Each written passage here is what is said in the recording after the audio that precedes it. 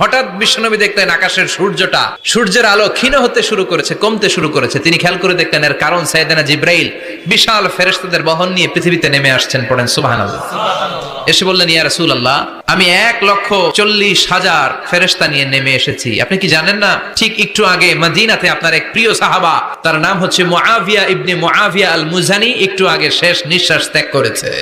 বিশ্বনবী তো অবাক, ঘটনা কি? কোন সাহাবীর গায়বানা জানা যায় তো ফেরেশতা নামে না আকাশের উপর থেকে। বিশ্বনবী জিজ্ঞেস করলেন, জিব্রাইল, কোন সাহাবীর গায়বানা জানা যায়? তোমরা আকাশ থেকে এত ফেরেশতার বহর নিয়ে নামো নাই? কি এমন আমল করেছে আমার মুআবিয়া? কি এমন ভালো গুণ ছিল, ভালো আমল ছিল, যার কারণে আরশের উপরে তার এত সম্মান? আপনার এই প্রিয় সাহাবী হাঁটতে বসতে চলতে ফিরিতে সব সময় পড়তো কুল হুয়াল্লাহু আহাদ আল্লাহুস সামাদ লাম ইয়ালিদ ওয়া লাম ইউলাদ ওয়া লাম ইয়াকুল লাহু কুফুয়ান আহাদ। পড়েন আল্লাহু আকবার।